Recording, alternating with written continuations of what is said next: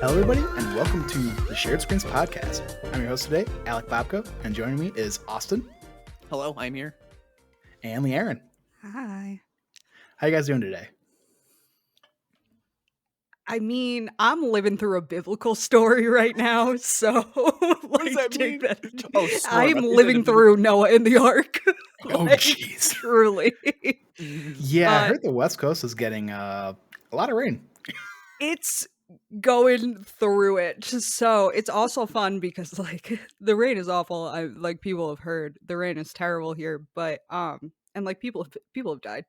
But yeah, but it's also like we need it so bad in the last 2 weeks. Like our level of drought has really dropped. So like we need the rain, but also it's been raining like nonstop since Christmas. I just like, and I'm ready for it to be over. Of like it starts raining and everyone's like, "Yay!" And then like day 3, and they're like, "No." There was a lot of that meme from Marriage Story of every day, and I wake up and it's still raining, like going around like LA Twitter. Because it's bad, especially because like in the last couple of years, the only other times it has rained since I moved to California in September 2020 was November 6th, 2020, when Joe Biden won over Donald Trump and the skies opened over LA County. All right. Literally, it got announced and the rain it was wild. And then when what else? It was something after January 6th. Then it like rained again, and like we were like, okay, so big political movement. Oh, I remember what it was after January. It was after January 6th when Roe v. Wade got overturned. It rained in LA. And like so for a while it was a big joke that like when big political things go on, it just pours in LA. Gotcha. It's the real version of when hell freezes over. I like that. It's kind of similar, just a weird weather effect. Like we've barely had any sun here in Michigan. Like I even put a tweet out yesterday as of the time of recording. That it's like, what is this big yellow circle thing in the sky? Because it is just, I'm not kidding. Like I was watching the weather one day. This was like early in January, where they were saying that in December of all of our daylight, we only had 12% have sunlight. Yeah. That is just how overcast and cloudy it is here in Michigan. This is why I left. Wherever there can be lake effect snow, because I did 4 years of school in Buffalo, and after that I was like, no more. Oh yeah, I can't do it anymore. Not even just snow. It's just whenever it's just overcast and cloudy all the time. Listen, I got a lot of mental health issues, but moving from even just downstate New York to California has done magic for my mental health, and I'm convinced it's just because I get to see the sun most of the time. Like, which is also why I'm not handling the rain so well. As I was like, I went home to New York for Christmas. It was 14 degrees. I was like, well, at least I get to go home and it's gonna be sunny. I get off the plane, it's 50 degrees and pouring rain. And I was like, really, guys, we're gonna do this to me? Yeah. I mean, my neck of the woods in Iowa, it hasn't been nearly as cold as I expected. Like there were a few days there where it was like around 0 degrees, and it was like that for about 2 weeks, and then it's been like in the 30s ever since. And I'm like, what's happening? But you know, climate change isn't real. I don't get it. No, not at all. You know, we're having this like super mild winter that's like 30s, 40s. Like I'm literally just wearing a sweatshirt in the mornings to work. I'm like, just because that's how you know it's like I'm not. Well, granted, it's just because I'm literally walking from my car to the office. Like it's not like I'm walking miles and blocks or whatever. Like it's just from the parking lot to the building. So it's like I don't need anything like crazy heavy for that. Okay, you know what I hate though? Oops, sorry, Austin. I'm always sporting my favorite winter getup, which is just any hoodie I can find, khakis or jeans, and then my leather jacket over that. I'm like, I look fire right now. Every morning, I'm like, here I am. Here I go. Into the world. What brings me joy is that you guys are saying this with it's like, oh, it's a mild winter where it's like 30, 40. The coldest it gets in the winter in California is like today, it's like 55 degrees outside. And I won't go outside, it's too cold. But the insulation, there's no insulation, right? Isn't that not even getting there? Like I just don't want to. I go outside and I'm like, oh, it's freezing. Like if it's 60 degrees, Jordan makes fun of me because like in 60-degree weather, I'm like, no, I'm wearing jeans and a sweater and a jacket outside because I'm cold. Like, 55, that's like where I'm like, is it warm enough to wear shorts? Actually, no, I'm probably already in shorts at that point.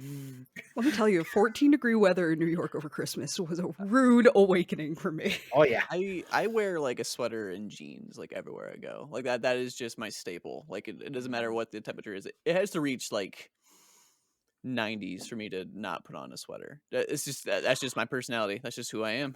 I don't know how to explain it. It's like that Okay, old line where it's now like, in the winter I wear black because it makes me look good, and in the summer I wear black because it makes me look good, and I love to suffer. Like it's more so like I'll like in the summer if it's in the 90s, I'll go outside with a sweater on. Halfway through the day, the sweater comes off. But I should have just not wore the sweater. But Yeah. that's never the case Yep. for me. So, yep, that's who I am. I can't. It's been a long week, guys. Oh yeah. It's been a long week. So I had a very interesting interaction when I was at the store earlier this week. Go on. I'm just minding my own business, doing my grocery shopping, and I come out of one of the aisles and go turn like into the main aisle, and someone was just walking down the other way, and I don't know if I just stretched and like kind of did something. I don't know, but whatever I did made this guy think I wanted to talk to him. I did not. I was just minding my own business. Just I don't know. Like I said, I don't know if I just stretched weird or whatever, but this dude like did the oh hey man, like how's it going? I'm like, I literally have no idea who you are. And he's just like, oh yeah, how's it going? And I don't even remember what we were talking about. Like that's like how like I was like I had no idea who this dude was, but he was talking to me like we were like, we went to the same high school or something. Like it's been years since we've seen each other. And he was I hate people who talk in public. Don't talk to me. like I'm gonna be real. Like I hate it when people speak to me in public. Look, this is as far as it goes for me. There's the hey, if I know you, or there's the if I don't know you. That's it. That's the epitome of me communicating with you. Or there's that's just like you're holding up the line. I'm gonna scooch past you. Type of Midwest. Like, oops, I'm going right here, and then that's it. Exactly. That's all. But yeah. Or that is the awkward. Act like you're looking for something while somebody's in front of the thing that you actually want to look at. The one spot, like, oh, I have macaroni and cheese at home. I'm gonna see what the calories are on this thing. Put that back. You're still in my way, son of a bitch. My mom gets so mad at me because I won't go to play. Like, I want to get a new tattoo, right? And since I moved, I can't go to my old parlor. And like places that I can't make the reservation online for, like the consult online, are getting lower on my list just because I don't want to call. Especially because it's just for the consultation for me to meet the artist. I feel like I can schedule this online. And like I was saying to my mom, I was like, my back is killing me. Like I need somebody to like pop my joints, and like I need just something because my back is a mess. And she was like, well, don't your coworkers like recommend like a chiropractic massage place that's right by your office? I was like, yeah, but I can't make appointments online, so I'm not going. Like I have to call to go. I'm not going. Like I don't like talking to people I don't know. Yeah, is that just like our ballpark generation thing? Because some of the people are younger than me. I see them on the phone all the time calling. So like I did it. Like, did we just like skip? Like what happened? I think that's part of it. Honestly, I think stranger danger was big with our generation, and that fucked a lot of us up.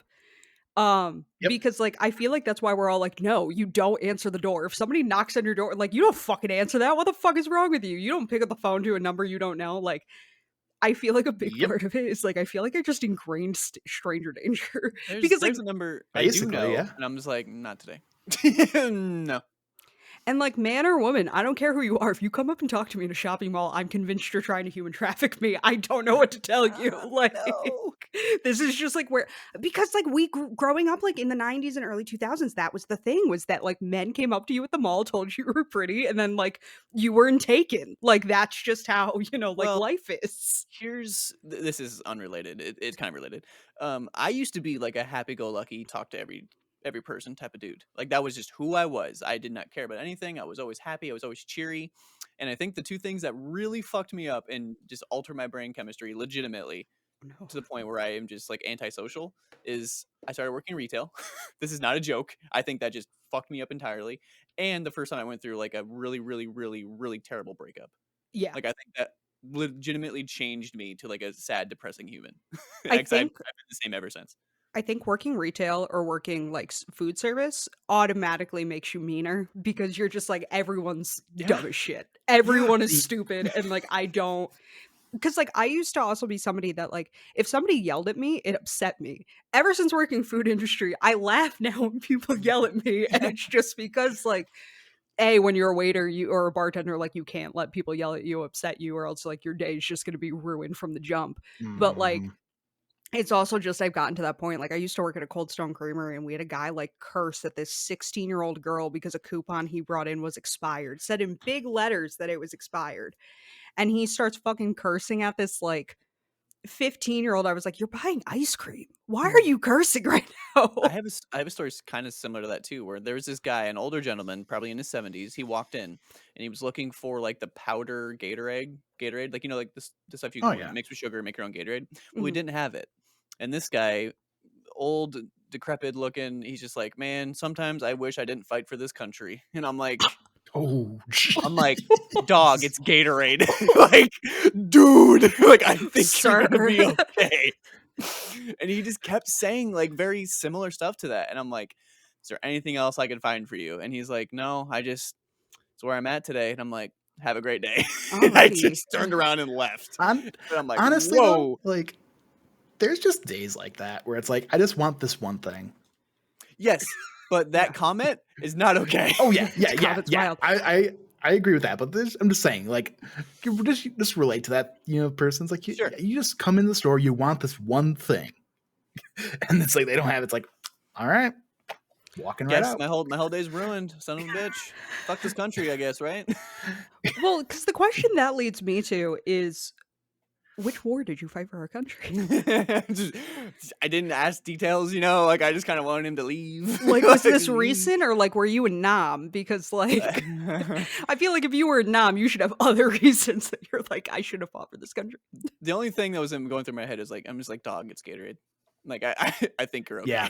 I think you'll make it. Also, sir, store brand Gatorade exists. Store brand just electrolyte drinks exist everywhere. You can find it, I promise. This guy was not having it, so I would say my retail experience was, it still sucked, just much like every other retail experience. But to me, I think it actually kind of helped kind of break me out of my introverted shell, because I used to be very quiet, very shy, but having to be like, oh, I need to talk to people for my job. Sure. That actually kind of helped me. Yeah, I think there's like a spectrum to working retail where it's like, maybe not a spectrum, but like a cycle that everyone goes through. Oh, I still hated it, but it's still, at least that one aspect of it is like definitely something I took an advantage of going forward. Like 6 months into the job, you're like, this might not be terrible. And then any day after that going forward, you're like, fuck this. Like, I can't do this. Okay, but here's the other thing. Go ahead. I was going to say, for me, that day was when the first holiday season came around, and you hear 8 different variations of Rudolph the Red-Nosed Reindeer in one 8-hour workday. Dude. I worked for a band that started playing Christmas music the day after Thanksgiving, and I was like, "Yep, my guy, this is not going to drive. I can't do this." Oh yeah, and like after Thanksgiving until New Year's. And it was like impossible to change because we ran our music off of a like first generation iPod Touch, like the iHeartRadio app on like this old as time iPod Touch that like half the time didn't even fucking work. So we were just stuck, and I hated it. I would go in and just shut off the entire sound system after he left. At Walmart, we have a Walmart radio where it's like they have their own DJ, and they come in, they do like these fun quote unquote games, and they play music. You can throw in requests, all that. But around the holidays, it is just the same shit over and over again. And we are not supposed to play our own music like off our phone wherever we're at. But I allowed one of my coworkers to do it. Well, it was one on my team because I'm technically their boss. I'm like, I don't care. Just play music, whatever it is. I don't care. It was like heavy metal, and I'm like, this isn't my thing. Fuck it. Anything at this point, I am okay with. And my coach, who was like a higher up than me, walked around the corner. He heard the music and he went, I get it. And he just kept going. He did not care. I'm telling you, like, it just happens where, like, I remember, like, even until now, like, it was literally the week of Christmas when I'm like, oh yeah, I can listen to Christmas music now. Like, it's just, it literally ruined Christmas music for me. Yep. Everybody calls me Agreed. a Grinch, and it's like I don't know what to tell you. Like I worked in food service and retail, like from a very young age. I don't know what to tell you. Like I Yeah. hate most Christmas music. It's like there are Drake songs that I can't stand because the summer they came out, it just got played every 5 songs on the top 100 or whatever that was playing. Like there are just certain songs that like besides it being cringy, "See You Again," I like can't stand that song because like it just was constantly on the top 100. And then when I switched over to bartending and I was a cater bartender, so I did like weddings and shit. I don't like Ed Sheeran anymore. I used to be a huge Ed Sheeran fan. You work one wedding season, you can't stand the little ginger anymore. That makes sense. That makes sense. Jordan gets so mad at me because he'll be like, listen to this new Ed Sheeran song. And I'm like, I want to push Ed Sheeran in the ocean. Because it's like that. It's that wedding song that like that summer everybody had whatever. I don't even fucking, it was off of the one with the green cover. It was one of his romance songs. Like they used to before that one. Yes. Yeah. Okay. 17, 23 or 17. It's called something like that. It was everybody's wedding song. I remember we had a wedding that was like, I love this wedding so much. They tipped so well, and all of their guests were an absolute delight. It was this little lesbian couple. One of them was like shorter than me, really stocky, just like textbook butch lesbian, and this very, very pretty, tall, skinny blonde girl was her wife. And like that's the way it always is. Every lesbian couple I see, it was great. Like I was all of sorry, but it's always that way. It was so cute. All of their guests were like, and she came out like the one that was a little bit shorter than me came out in her little tux and like looked so good. Like they were the cutest wedding. And then we get to their first dance and they play that fucking Ed Sheeran song. I'm like, come on! I had such high hopes for you. How could you? How could you do this to me? When I hear that song by Ed Sheeran, I just think there's this video that went around the internet for a while where it was like an older woman, like a grandma, playing ping pong. And she went to like hit it, and then she couldn't stop. She just went into the side of the wall. So like when your legs don't work like they used to before, and then it cues to that video, it's just like God dang it. So anytime I hear that, that's the clip I think of. People are wild. Like working weddings is the quickest way to make you hate people. Is really what it is. Like my mental health notwithstanding, all that other crap. Like whatever. Working weddings really makes you just hate people. As someone who recently got married, I get it. I understand. And here's the thing. Everybody loves to be like, brides are fucking annoying. Brides are never the ones I have the problem with. It's always the groomsmen. It is always the groomsmen that make me want to break something. What did they do exactly? Give me some details. So you get into the groomsmen that are like, my best friend is getting married, so I am getting the drunkest I have ever been. And it's just like, at a certain point, we are in New York State. At a certain point, I am legally required to cut you off, and I don't know what to tell you. You are so drunk, I don't really understand what you're saying to me. It's kind of like talking to an old man where you're just like, yeah, like, or like a toddler. I have to cut you off. I don't know what to tell you. No complimenting my eyes, no complimenting of anything is going to get me to give you more. I was just curious. We had no alcohol at my wedding because our families would not have got along. So we're just like, nope, we're not doing it. And like, then you just get into like, it's just the bond between men who are friends is the purest bond you will ever find. However, it means when one of you is getting married, you are the most annoying fucking people on the planet. I get it. Unless you're the person who's the DD that night. Yeah. And your life and that's the one that you're like, oh. Yay. One of my friends, I was a last minute addition to being a groomsman. And my friend, he actually a different friend, another groomsman, lived pretty close by. So he's just like, oh yeah, we could just go back to my place and just crash there.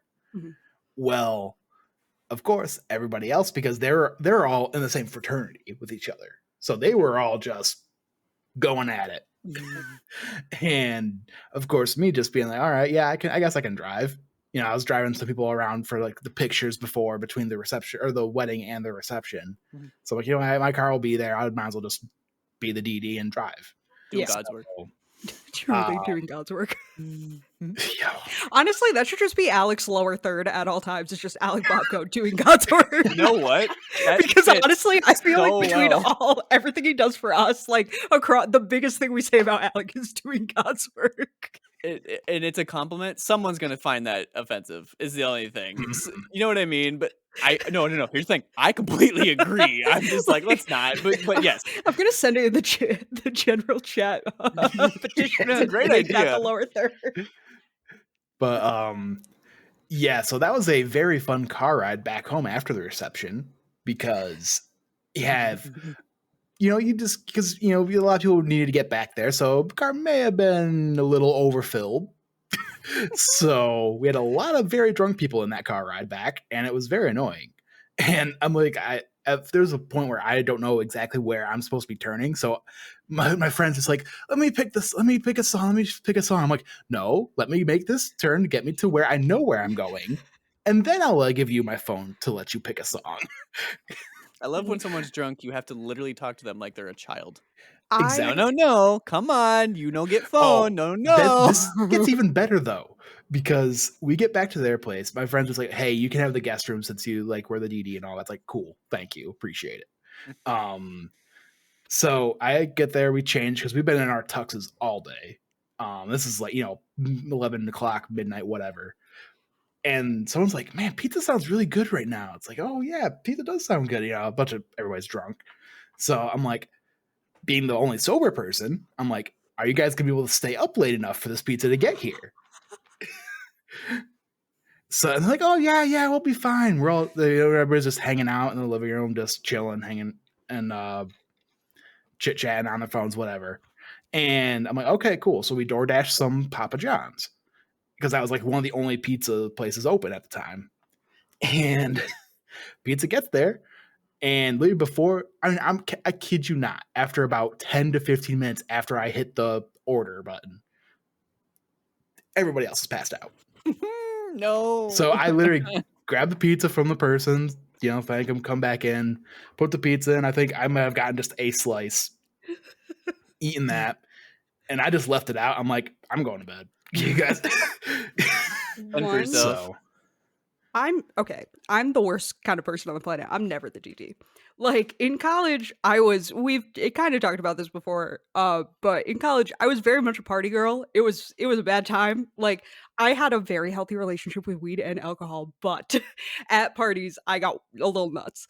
And my best friend from college, we are still friends to this day. We talk every day. One of our very first interactions freshman year was he lived off campus, so he always had to be the DD because like if not he couldn't go home. So he was always the DD, and we were at this party in one of like the seniors like off-campus houses, and I was hammered because like some of the seniors just really thought it was fun to get me absolutely shit-faced, and like this was one of those nights. We were having a 21st birthday party for somebody. I don't want to make it sound bad, but we had what we were calling a 21-zy birthday. So I was in a full rabbit onesie. And people thought that was funny. And like, I was like, there are so many videos of me drunk at this party because just everybody was plying the liquor.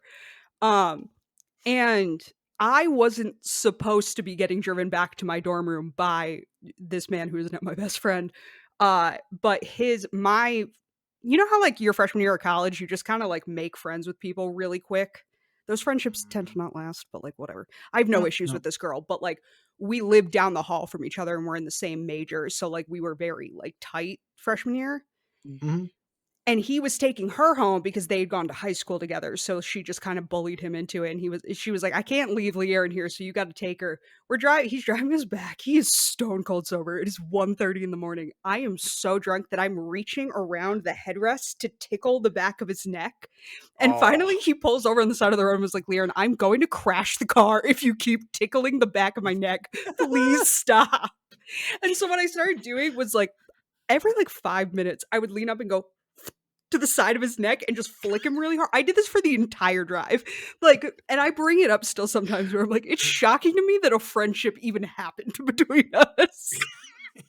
It's shocking to me you weren't found in the ditch. Like he just said, fuck it, and just threw you out there and said, you know what, you're on your own. I don't give a damn. It's bad. Like, yeah, it's just, it's one of those, and I can't do this anymore. I wish, but like, I'm always just the annoying. Our friend of the show, Victoria, she's been on our Midnight Mass stuff. Jordan and I do another podcast with her. She's always our DD. Always, because she doesn't really drink, so she's always like, "Yeah, I'll be a DD." And this last time when we went out for Jordan's birthday back at the end of December because we were all home in Poughkeepsie for like the first time ever.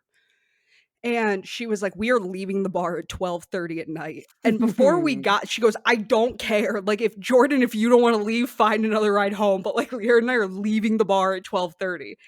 And 1:30 rolled around. No, I was kidding. No, we were at the beginning. We were like, yeah, you're saying this now, but then like it's going to be like 1:30 and we're going to be like, oh shit, we meant to leave an hour ago and then we're going to stay for another half hour. No, 12:30 hit. We were all so tired. I was like, we have to leave the bar. We have to leave the bar. Like, I can't do this because like, that's why I like house parties. Dude, just crash on the couch. I love house parties, but then again, I just don't drink that much anymore at all. So that's the other thing too, is my tolerance used to be fantastic. I used to be able to like drink people under the table, but now I live in California. I don't drink a lot anymore because I just smoke a lot of weed. My tolerance for alcohol is garbage. There's a lot of people in my family who are alcoholics. Yeah, and so I don't drink often, but I think there's something in there, there's something in my blood where it's like I can be normal until I hit a threshold. Like I am sober and then just drunk. Like there is no tipsy. It's just boom. That's just how it is for me. I don't understand. So I feel like I get that. Like I used to bitch that that's how I was. And then somebody forced me to just reckon with the fact that when I would go out to bars, I tend to economize, and you can usually get a Long Island iced tea for like $7 to $10 at a bar with all the well liquor, but it's like 6 shots. And depending on what time it is of the night, and if you're at a bar that lets their bartenders drink, it could be 5 to 8 shots. So you just really economize. Like when you're a poor college student paying, there was a drag club we used to go to that would give you like beer mugs, big beer mugs for $12, and I would order a Long Island iced tea and it would be like this much liquor in it. And that's just, I would sip on that all night and I'd be hammered, but like I only spent $12. I tried to do that this time. It was I woke up in a lot of pain. I was woken up by my 4-year-old nieces because I'm staying in my childhood bedroom with my entire family. And I am woken up by my nieces screaming. And I am so hungover. And all I wanted to do was go outside to smoke a joint to make the hangover go away. But every time I tried to go, my nieces wanted to come with me. And I told my sister I wouldn't smoke in front of them because, like, I'm a good person. They don't need to. They're 4. They don't need to be seeing me smoke weed. Like if and when that conversation happens is 100% up to my brother-in-law and my sister. So we were really trying to hide it, and they just like wouldn't let me do it. I was just dying. And every like 10 minutes my mom would be like, you good? And I was like, no. I'm not okay. Well, iced teas will do that to you. I mean, I've kind of the few times I've had them, they've been some of the worst hangovers. Yeah. So I've kind of sworn off of them. I think I have to now. when I get hungover, quote unquote, I literally just get a headache. Like even the few times that I got blackout drunk, it was just a headache. That was it. That is me being hungover. I never used to get hangovers, and now it's just like my entire body hurts. Just like everything hurts when I wake up. Maybe it's different now, but since college, I just haven't drank that much. Like I think I've only gotten like drunk like a handful of times since college. So yeah, I think that's just part of getting older. Like, well, like it's just the partying spirit just kind of leaves, and then you're just kind of like, yeah. I'm also just like a homebody, so I'm like, I have to go somewhere to get booze. I'm good. Well, like, yeah, because this is the whole thing. Is like, me and a group of my work friends get together to watch RuPaul's Drag Race, and they were getting booze for them to drink, and I was like, yo, do you care if I just bring a couple of joints? Because A, the weed wears off quicker, and like, I am in so much more control of how intoxicated I get because like.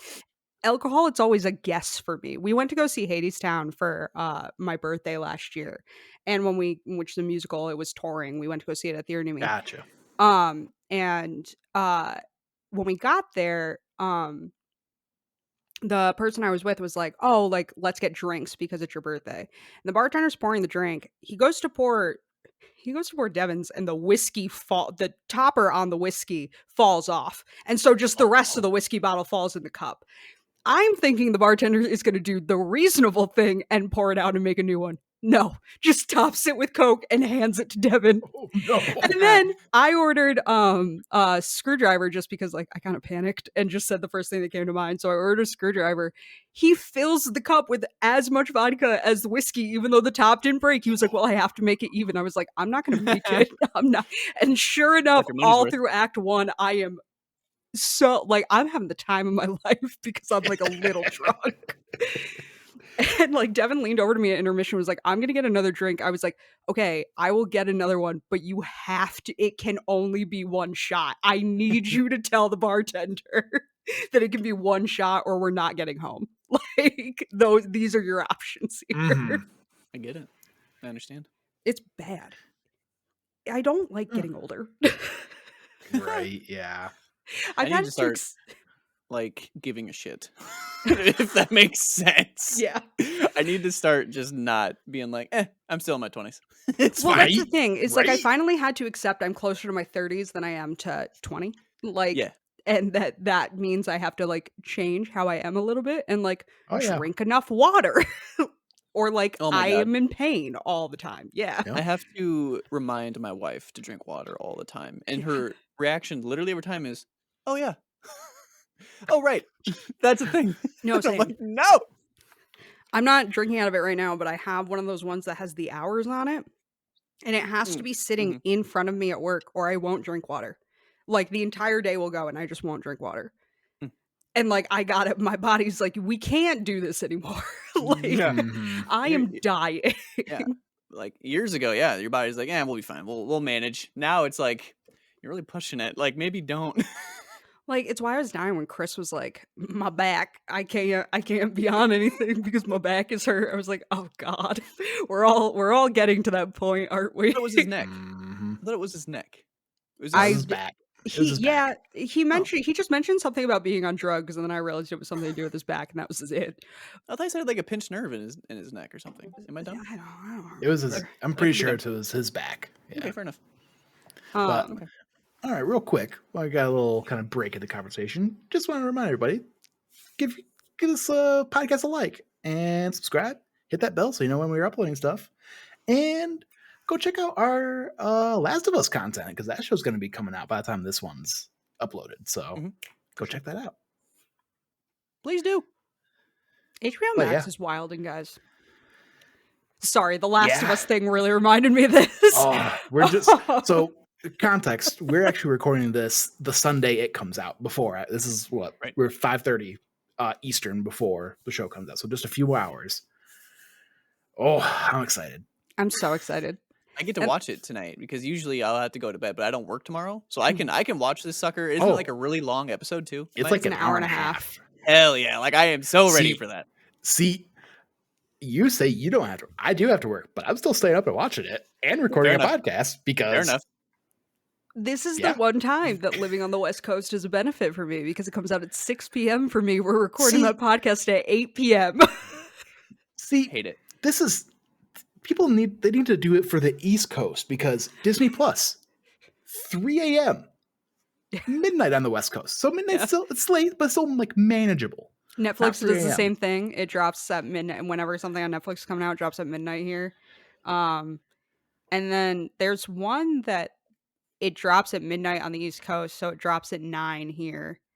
But I don't remember which one. That might be Amazon Prime. I don't remember. I think that is, yeah. But some of Amazon stuff launches like 9 p.m. our time. And Amazon is so hit or miss on whether or not the content was good. Because like I'm more thinking about The Boys is basically. Yeah, the Boys and Invincible are the two shows that I'm like, hell yeah. Yep. The Boys and Invincible are great. The Wilds is great. I feel The Wilds doesn't fall into the pitfalls that Yellow Jacket falls into, but other people don't agree with that and think the writing on Yellow Jackets is better either way. What's The Wilds? The Wilds is basically Yellow Jackets, but instead of them being on their way to like a soccer game and the plane goes down, they're on their way to like a troubled teen camp. and their plane goes down within the first episode, and you're also being why it gets compared to Yellow Jackets so much is it's like a bunch of girls on a plane that crashes somewhere, and they crash land on this island, and all the adults, there were only like 4 adults on the plane, they all die. So it's just these girls. And you're seeing it all from the main girl telling the police after she's been rescued, but you don't know really who else has survived. Sure.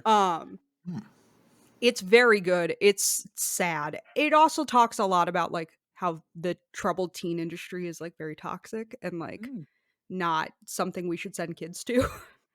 But I really enjoy it. Sure. I got really into like girls living alone in the wilderness in like 2020 with Yellow Jackets Wilds, and then there were a couple like 4 books about the topic, like fiction books came out around the same time as these shows, and I read all of them. Like it's just fun.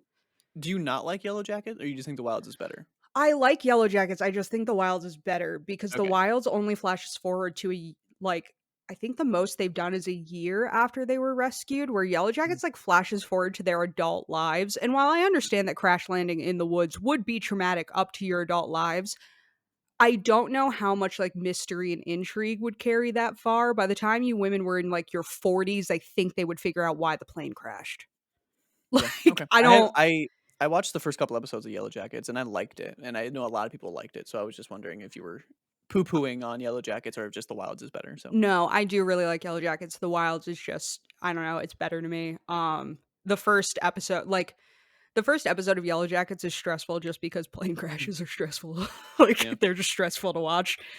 But the way the Wilds does the plane crash, it's less about like the plane crashing is bad, but it's also about that it crashes into the water off of this island.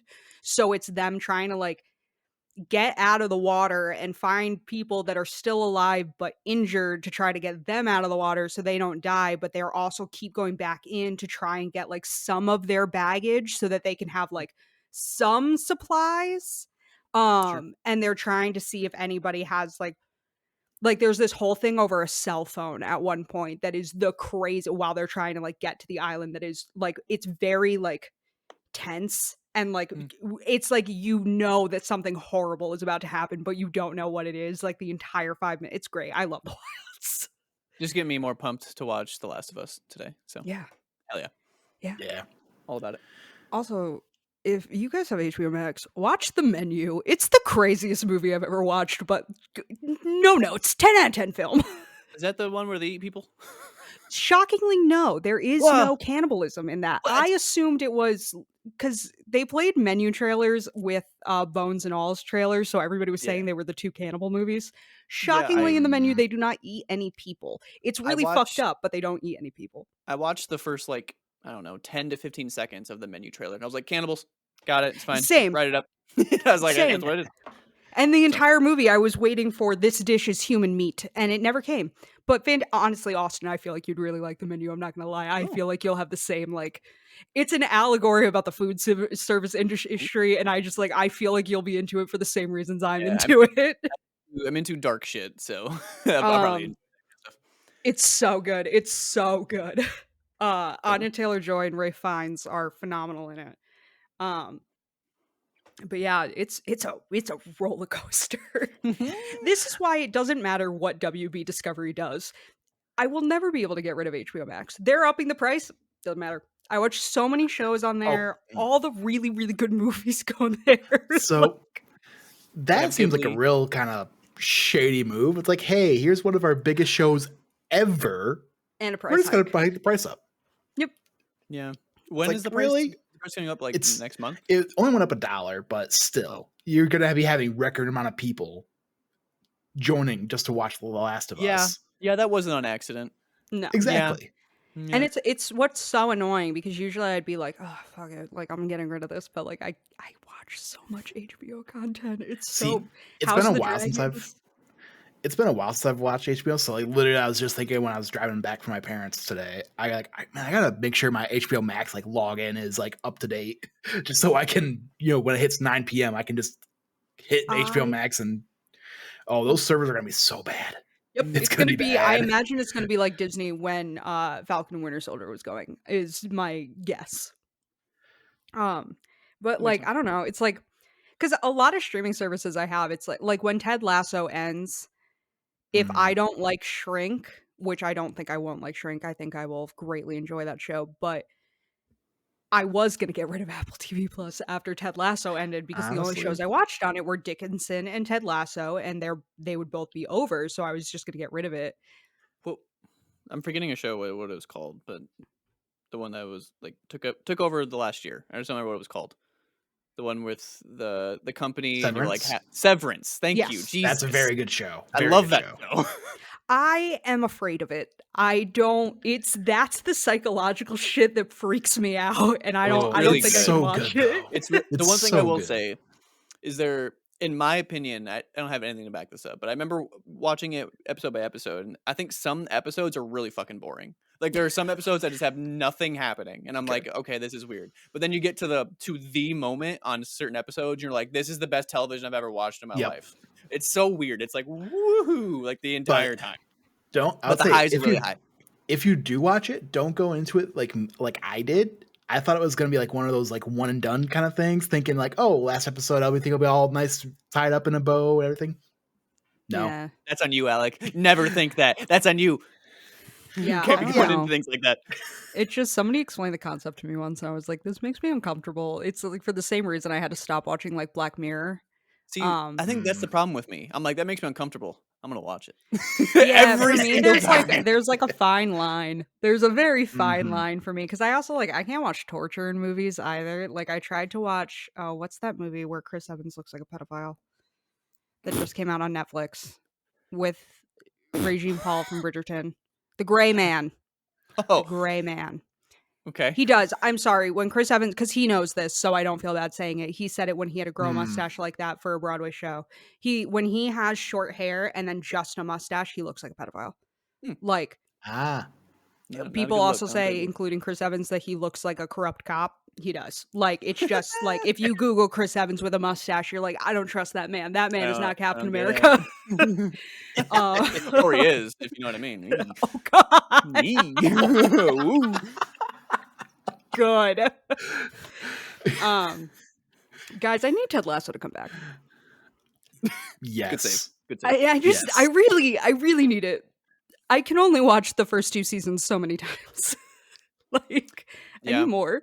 It's one of the few shows where my wife and I both love. Like we have very different tastes in like everything, and that's the one show where we put on, we're just glued to it the whole time. So I'm hoping that Shrinking, because it's the same writing team, because that comes out in like 2 weeks, fills the same void for me until we get Ted Lasso for 3. I hate to be like the HBO Max episode, but what is Shrinking or Shrink or whatever? So Shrinking, it's from the same exact team that writes Ted Lasso, but also Brett Goldstein, who plays Roy, is also one of the creators and head writers. So it's him, Bill Lawrence. Hercules? Is that his name? Didn't they announce that he was? He's also Hercules in Marvel. Yeah. And Jason Segel is also a writer on it, and he stars in it. And it's about Jason Segel's character. His wife dies, and he's a therapist. And after losing his wife, he decides to just start being completely honest with all of his patients and coworkers at the practice that he works at. And it just results in, the tagline is that it results in massive changes in his and others' lives. And it's him, Harrison Ford, who plays his boss. Michael Urie is in it. It's a really good cast. And they're all therapists, and we're going to see about them working with their patients, but also their how it affects their personal lives and all this stuff. And there's going to be all these debates about different types of therapy. I'm very excited. It's going to make me cry. Because it's all about grief. So I'm just going to sob the entire time, but it's fine. Just no, I can't. I can't do it. The whole premise is a therapist dealing with severe grief. And it's I'm going to cry, but this is going to be fine. Everything's going to be fine.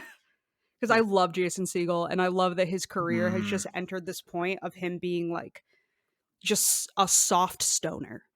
He was in an Amazon movie called The Sky is Everywhere, and he just plays this little stoner man, and I love him.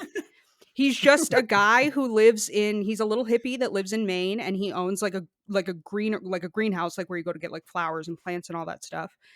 And they don't say he smokes weed, but like he smokes weed.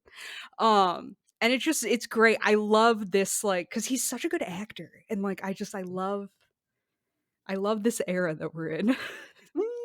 I only give a shit about him this much because I love Freaks and Geeks, but like I'm ready for Jason Segel to have his like Jason Sudeikis and Steve Carell, how they're having this like serious part of their relationship now after being comedy for so long, and I love it. There was a show on Apple TV Plus where Will Ferrell was playing a serious role, and it had something to do with like a shrink as well. The Shrink Next Door. That's based on a true story. Yeah. It's crazy about this shrink that really, really crossed ethical boundaries, like, and ended up getting sued out the yin yang because he like seriously abused his patients. It's wild. Catherine Hahn is also in that show. Yeah, I watched the first couple episodes and like I was like, "Yep, Will Ferrell can act." Like, it's not that I didn't know that, but like, yep, he's doing the thing.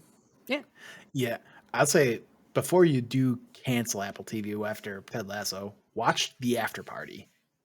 Because I know everybody keeps telling me that was fun. Alec, you know what I love? You and Victoria have the exact same taste in television. Because she also loves Severance. She's also on me to watch After Party. Like, I think that one I got on that because I heard it was made from the same people that did the 21, 22 Jump Street movies. She watched it because Ben Schwartz was in it. Gotcha. And other like comedians that she liked, and then she like fell in love with it, and she's been trying to convince me to watch it. It's such a good show. I think the thing about After Party for me, it was like whoever it turns out being, you're like, I could have known that from the beginning, but somehow I didn't. Like it's like, it's like, oh, it's that guy. Yeah. Is it though? And then you get to like, fuck, I was right. I should have stuck with my gut. And it's one of those things. Yeah. Yep. Apple TV is good. It's just like I can't have all the streaming services. I do need to give Mythic Quest a try. I've heard very good things about that. That's the other one Victoria wants me to watch, and I can't get into. There's a bunch of like game franchises and TV shows and movies where I'm like, cool, something else people love that they're talking about that I don't want to watch.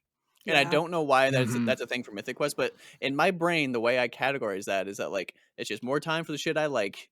Like I can't just keep adding things to the compartment of things I have to watch or the things I have to play. Like I have to just be like, I'm not doing this because if I enter that realm, I don't want to get stuck into it and just wanting everything to do with it. So this is why I refuse to have qualms about giving up on shows. Like I gave up on The Walking Dead real quick shortly after Terminus. So did everyone else except me. Hello. Oh, hi. Did you watch the final season?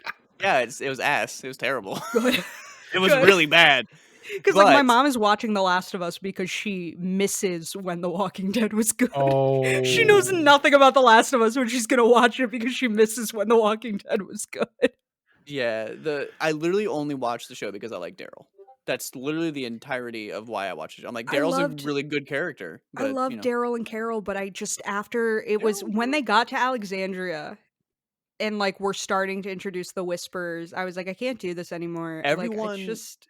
Everyone that I talked to was like, yeah, after the prison, I couldn't do it. And I'm like, God, the I struggled after the prison. Just the sentences that come out of people's mouths about Walking Dead. Like, after they killed this person, I couldn't do it. After the prison, I couldn't do it. After the Whisperers, I couldn't do it. It's just like, okay, this is nonsense. Like, I get it. I understand. It got to the point for me where I just felt like it was like, oh, we think we found sanctuary. We get there. The people that we thought were offering sanctuary try to kill us. Somebody sets something on fire and we're all split up again. And I just got bored.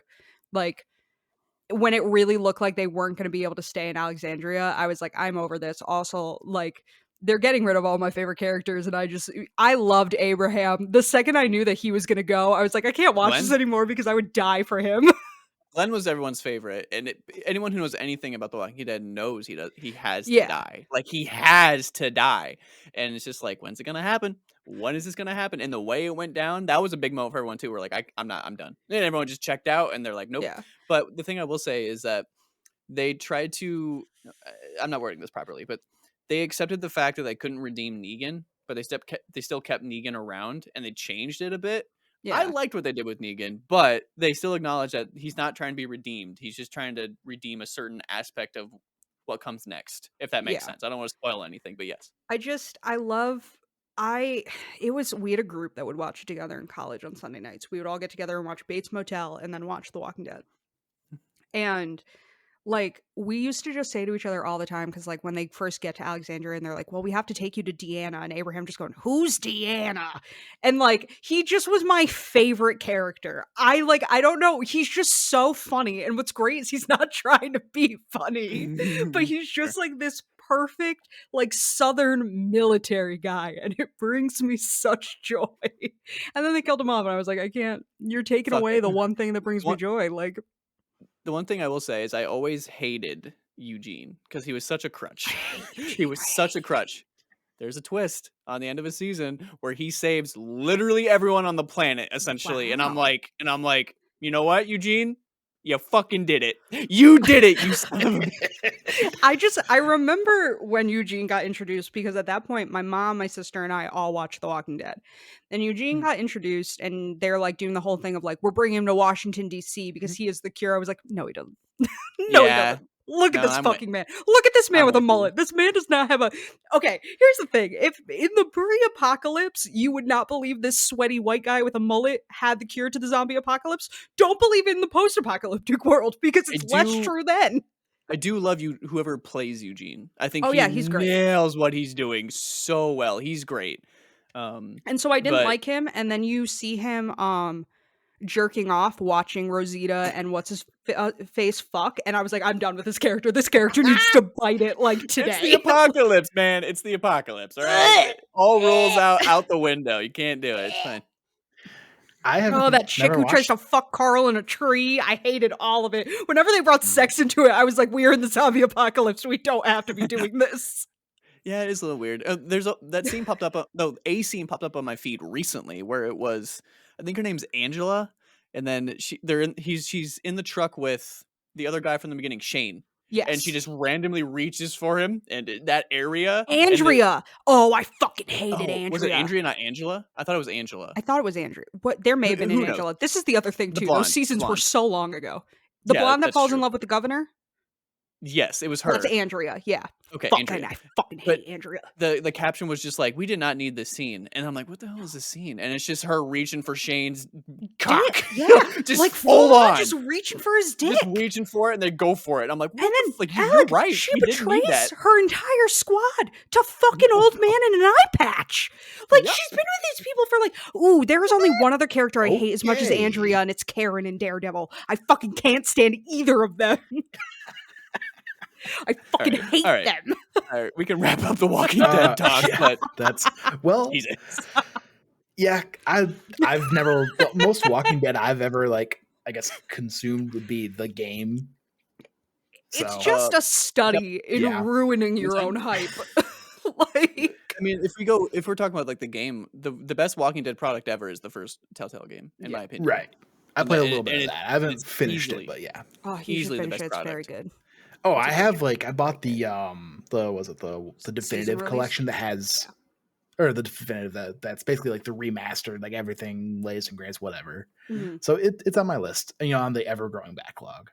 Yeah, I bought the first not hardcover, but the comic of Clementine. Like they're continuing her line in comics, and I bought it a while back. I haven't even looked at it, but it's somewhere. Mm-hmm. Yeah. All right. Well, that's going to be a wrap on this podcast. So thank you all so much for watching. Please remember to give this a like, comment what your favorite streaming service is, or if you be sure to watch our live. Yes, hate her as much as I do. Let me know. Hate Angela. And let us know some of your retail working experiences too, so we can all just bask in our hatred of people together. Did working retail suck out your soul? And we'll see you next time. Goodbye.